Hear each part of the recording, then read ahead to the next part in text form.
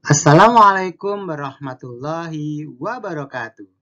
Bertemu lagi bersama Pak Anwar dalam pembelajaran muatan bahasa Indonesia kelas 5. Kali ini kita masih di tema 6 dengan materi kalimat efektif. Oke, sebelumnya marilah kita berdoa terlebih dahulu. A'udzubillahi minasyaitonirrajim. Bismillahirrahmanirrahim. Raditu billahi robba wa bil islami dina wa bi Muhammadin nabiyya wa rasula. Rabbi zidni ilma warzuqni fahma. Amin. Ya, kalimat efektif. Apa itu kalimat efektif? Ya, kalimat efektif adalah kalimat yang disusun berdasarkan kaidah-kaidah yang berlaku. Kaidah tersebut antara lain adanya unsur yang harus dimiliki setiap kalimat, yaitu minimal ada subjek dan predikat, sesuai pedoman umum ejaan bahasa Indonesia, serta pilihan kata atau diksi yang tepat dalam kalimat. Oke, lantas apa saja ciri-ciri kalimat efektif? Yang pertama, memuat unsur kalimat minimal subjek dan predikat. Yang kedua, hemat kata. Yang ketiga, makna yang tepat. Yang keempat, kelogisan bahasa. Dan yang terakhir, menggunakan ejaan dan kaidah kebahasaan baku. Mari kita pelajari satu persatu. Ya, yang pertama, memuat unsur kalimat minimal subjek dan predikat. Struktur kalimat efektif harus mengandung unsur kalimat minimal subjek dan predikat. Contoh, Rangga belajar di kamar. Subjek kalimat tersebut adalah Rangga dan predikatnya adalah belajar. Contoh kalimat. Di sini ada kalimat tidak efektif, Ahmad di rumah. Yang kedua, menulis di papan tulis. Bentuk efektifnya adalah Ahmad berada di rumah. Pak Anwar menulis di papan tulis. Pada kalimat efektif ini, masing-masing kalimat mempunyai subjek dan predikat. Ditambahkan ada keterangan tempat.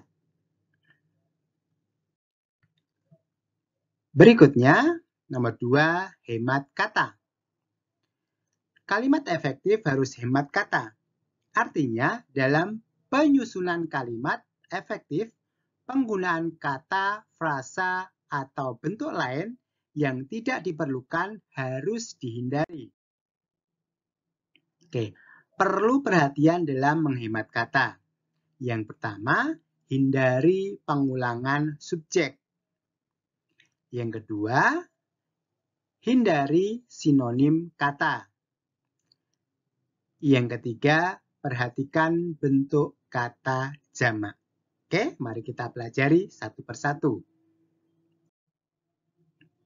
Yang pertama, hindari pengulangan subjek. Jika subjek dalam sebuah kalimat hanya satu, penyebutannya tidak perlu diulang. Misalnya di sini ada sebuah kalimat, karena dia sakit, dia tidak masuk sekolah.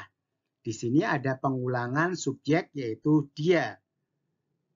Disebutkan 2 kali. Seharusnya cukup 1 kali saja. Karena sakit, dia tidak masuk sekolah. Berikutnya, hindari sinonim kata. Jika dalam sebuah kalimat terdapat 2 kata yang memiliki arti sama, gunakan salah satu saja. Contohnya, dia rajin berlatih agar supaya menang. Di sini ada 2 kata yang mempunyai makna yang sama, yaitu agar dan supaya. Maka, agar kalimat ini menjadi efektif, kita gunakan salah satunya. Menjadi dia rajin berlatih agar menang atau dia rajin berlatih supaya menang.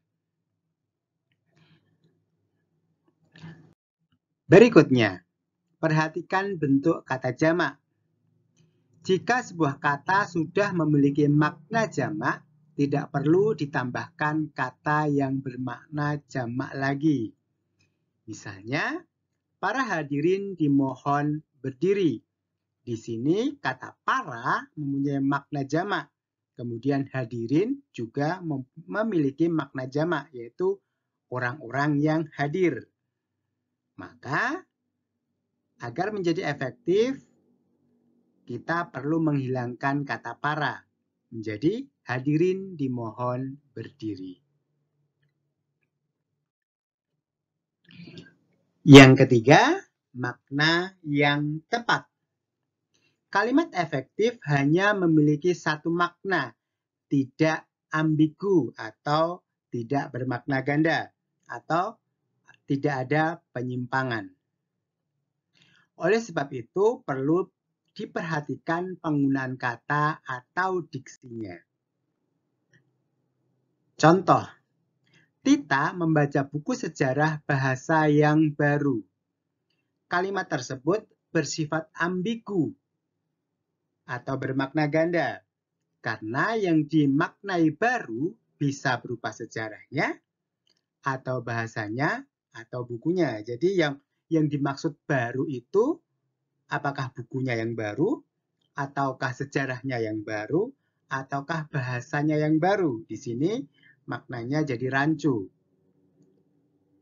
Pilihan dan peletakan kata baru bisa disesuaikan dengan konteks yang ingin disampaikan. Misalnya, makna yang ingin disampaikan ialah tentang buku yang baru.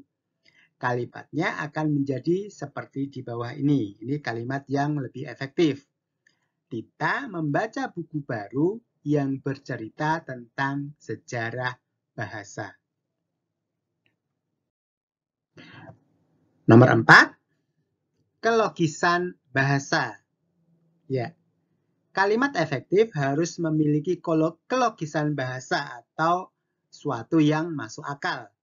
Artinya, ide pada kalimat efektif tersebut dapat diterima oleh akal dan penulisannya sesuai dengan ejaan yang berlaku.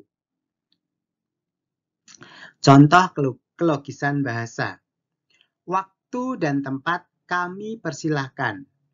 Kalimat di atas tidak efektif sebab makna yang terkandung tidak logis, tidak masuk akal. Apakah waktu dan tempat itu bisa dipersilahkan? Tentu saja tidak. Seharusnya kalimat tersebut diubah menjadi seperti berikut. Bapak Ahmad Basuki, kami persilahkan. Jadi yang bisa dipersilahkan adalah manusia. Waktu dan tempat tidak bisa dipersilahkan.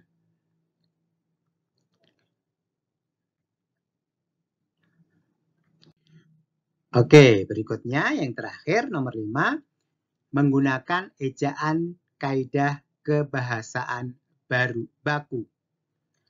Penulisan kalimat efektif bahasa Indonesia mengacu pada pedoman umum ejaan bahasa Indonesia atau WEBI atau Kamus Besar Bahasa Indonesia KBBI. Contohnya, ibu membeli obat sesak nafas di apotek. Kalimat ini memiliki beberapa kesalahan. Yang pertama, ini yang kedua, ini yang ketiga, ini yang keempat. Apa saja kesalahannya? Ya, kalimat di atas mempunyai beberapa kesalahan antara lain huruf kapital. Ya, huruf kapital di awal kalimat itu menjadi suatu yang mutlak dalam sebuah kalimat. Kemudian tanda baca di akhir kalimat tentu ada tanda baca, bisa titik, tanda tanya maupun tanda seru. Tergantung konteks kalimatnya. Dan penggunaan kata tidak baku. Di sini ada dua kata tidak baku yaitu nafas. Seharusnya napas pakai P bukan F. Kemudian apotik. Seharusnya pakai E bukan pakai menggunakan I. Oke, sehingga kalimat bakunya menjadi seperti ini. Ibu membeli obat sesak napas di apotek. Di sini diawali dengan huruf kapital dan diakhiri dengan tanda titik. Kemudian menggunakan kata baku yaitu napas dan apotek.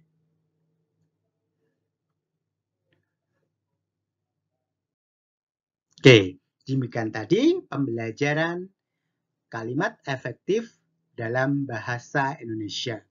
Terima kasih atas perhatiannya. Alhamdulillahirrabbilalamin. Pak Guru cukupkan sekian. Wassalamualaikum warahmatullahi wabarakatuh.